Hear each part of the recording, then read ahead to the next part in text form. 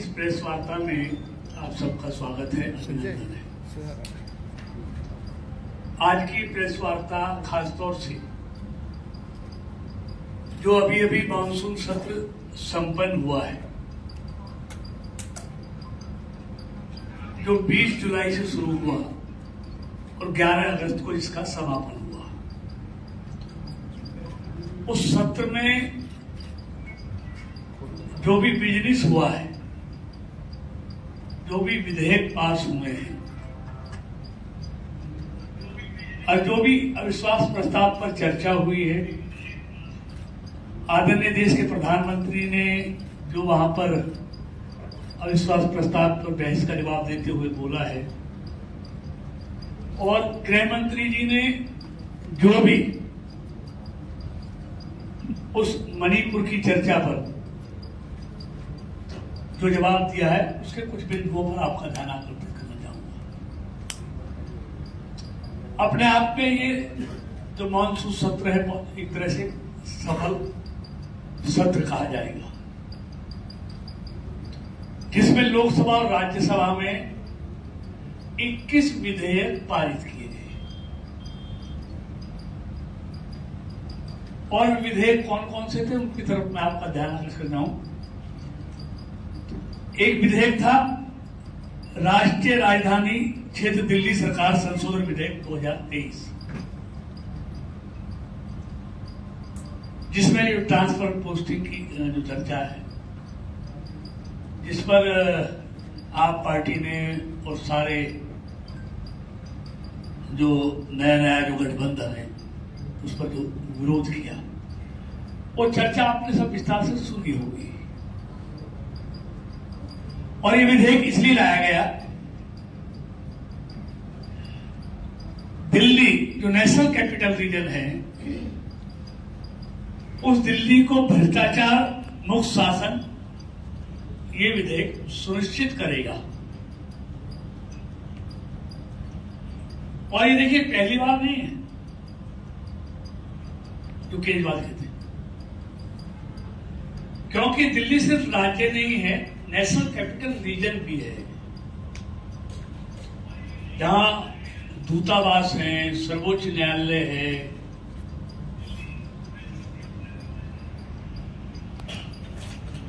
तो जहां सारी चीजें हैं। इसलिए ये कहना कि वो राज्य की तरह वहां पर होगा,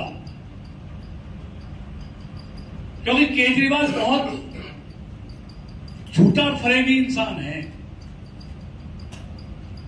इससे पहले भी केंद्र में सरकार बीजेपी की रही, राज्य में कांग्रेस की रही, केंद्र में कांग्रेस की रही, राज्य में बीजेपी की रही। तब इस तरह का बहुत स्मूथली सारा कुछ चला। तब भी यही कानून था, तब भी ट्रांसफर पोस्टिंग केंद्र सरकार के राज्य हाथ में थी।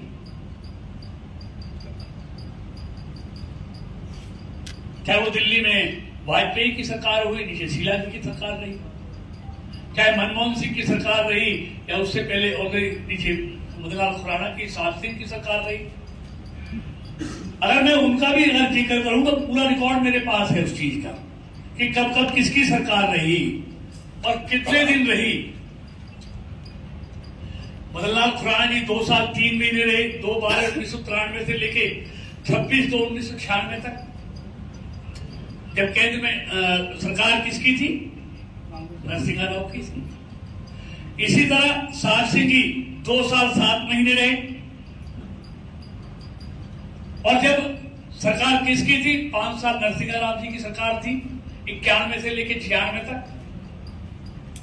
अटल बिहारी वाजपेयी जी की 16 दिन की सरकार में रही, 324, देवगौड़ा की 324 दिन की सरकार रही, इंद्रकांत कुमार की 332 दिन की सरकार रही, अटल जी की फिर 16 दिन के बाद 7 महीने की सरकार रही,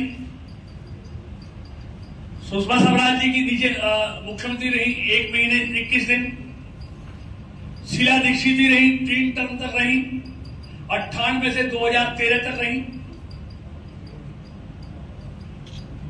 जब अटल जी की सरकार थी। फिर कांग्रेस की सरकार थी।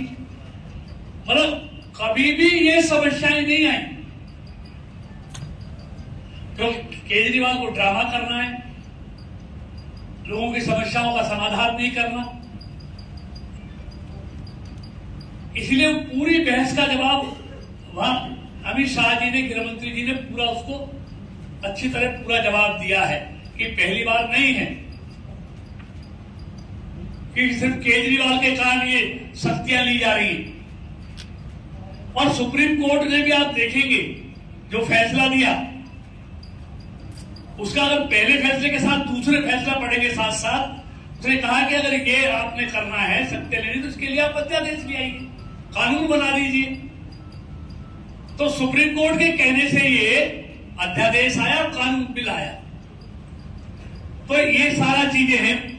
उसके बाद जो दूसरा बिल पेश किया, डिजिटल व्यक्तिगत डाटा संरक्षण बिल 2023, ये क्या करेगा ये बिल? ये जो देश में डिजिटल व्यक्तिगत डेटा को सुरक्षित और विनियमित करने का प्रयास करता है, यानी कि व्यक्तिगत जो डेटा है उस डेटा को सुरक्षित करने का काम ये बिल के माध्यम से होगा। इसी तरह मित्रों, एक तीसरा मध्यस्थता विधेयक 2023, आप देखते हैं कि इस देश में बहुत पेंडिंग है मुकदमे, लाखों की संख्या में मुकदमे। पहले आपने देखा होगा ग्रामों में, बड़ी बड़ी पंचायतों में फैसले होते थे, लेकिन उनको कानूनी अधिकार नहीं था। लेकिन ये जो बिल आया है, इसमें उसको एक तरह से अगर मध्यस्थता करके बीच में पंचायतें बैठकर, पंच बैठकर कोई फैसला करेंगे तो उसको कानूनी अधिकार मिल जाएगा। ग्राम स्तर पर ऐसे फैसले हो सकते हैं। तो इसका जो खास मकसद है, विवादों के लागत प्रभावी निपटाने, सामुदायिक, संस्थागत और ऑनलाइन मध्यस्थता भी के मान्यता देता है, उसको प्रोत्साहित करता है। और इससे क्या होगा? सरलता के साथ बेहतर और त्वरित न्याय मिलेगा लोगों को। मतलब बीच में पंचायत में भी फैसले होंगे तो उसको भी मान्यता इस विधेयक के द्वारा दी गई है। इसलिए विधेयक लाया गया है कि छोटे छोटे मुकदमे कोर्टों में चलते रहते हैं, सालों लगे, पेंडिंग लगे रहते हैं, उससे मुक्ति लोगों को जल्दी न्याय मिल जाएगा। लोगों को एक ही विधेयक, एक अनुसंधान, राष्ट्रीय अनुसंधान फाउंडेशन विधेयक। ये विधेयक जो इसका उद्देश्य है, आत्मनिर्भर परिस्थितिकी तंत्र का निर्माण करना है, जो निजी क्षेत्र के वित्तीय संसाधनों का दोहन करते हुए देश के भीतर वैज्ञानिक अनुसंधान को बढ़ावा देगा ये।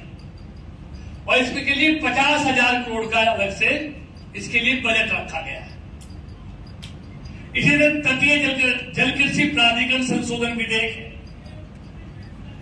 जो जलीय कृषि गतिविधियां हैं, तो इससे उनको बढ़ावा मिलेगा। इसे राष्ट्रीय नर्सिंग और मिडवाइजरी आयोग विधेयक है।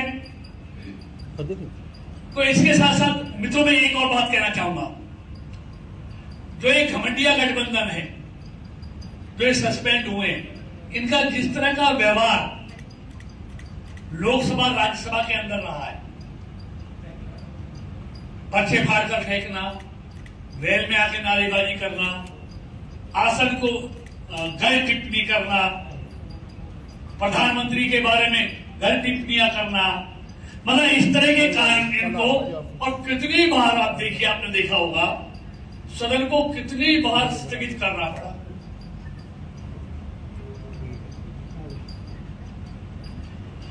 और जो मणिपुर में चर्चा की बात कर रहे थे, इनका क्या था कि मणिपुर पर चर्चा होनी चाहिए, यही कहना था। उसके लिए गृह मंत्री जी, जो देश के गृह मंत्री हैं, अगर कहीं लॉ एंड ऑर्डर की स्थिति खराब होगी तो वहां पर गृह मंत्री तो जवाब देगा। गृह मंत्री, स्पीकर, पार्लियामेंट्री अफेयर मिनिस्टर ने बार बार कहा कि हम चर्चा को तैयार हैं, लेकिन ये चर्चा करना नहीं चाहते थे। और रोज बदलते रहे कि प्रधानमंत्री जवाब देगा, प्रधानमंत्री आए, मतलब गृह मंत्रालय से संबंधित मामला कानून व्यवस्था, गृह मंत्री बार बार कह रहे हैं कि हम चर्चा को तैयार हैं, लेकिन ये चर्चा नहीं चाहते। पता है चर्चा करेंगे तो तुम्हारी सारी पोल, तुम्हारा इतिहास सारा सामने कर दिया जाएगा।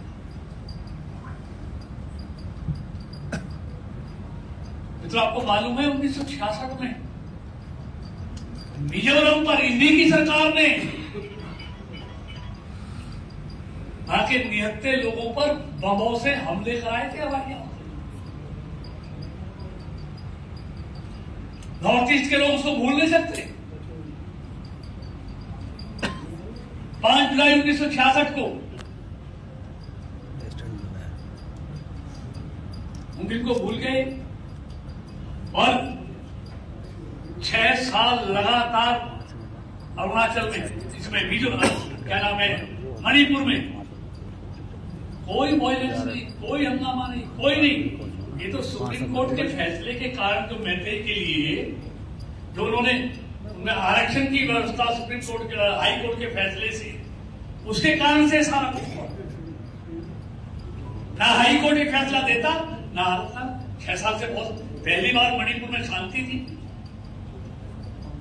और ये भी मालूम है, ये तो महीना हुआ है, मणिपुर में इस तरह के जो जातीय हिंसा है वहां साल साल का रिकॉर्ड है। साल साल लगातार चलती रही भाई, कांग्रेस की सरकार साल साल हिंसा चलती रही है वहां पर। तो यही नहीं, इसके साथ साथ जो ये सस्पेंड किए गए थे संजय सिंह, उसका क्या ना, अध्यक्ष के निर्देशों का पालन नहीं करना, सुशील कुमार सिंह रिंकू सभापति के ऊपर कागज फाड़ के फेंकना, डेरेक ओब्रायन, विक्टर कारी और वहां पर भाषा बोलना, अभिनंदन चौधरी, विक्टर कारी और उसका अनुचित व्यवहार, किस तरह का व्यवहार था सबने लाइव देखा, किस तरह की उसकी भाषा थी। तो उनके कारण से और इन्होंने वहां पर हर चीज गलत तथ्यों के साथ वहां पर इन्होंने पेश की। वहां पर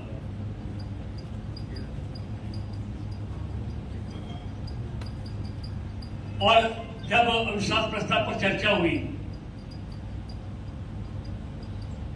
जब अविश्वास प्रस्ताव से तो पूरा मुकाबला करते वहां बीच में छोड़कर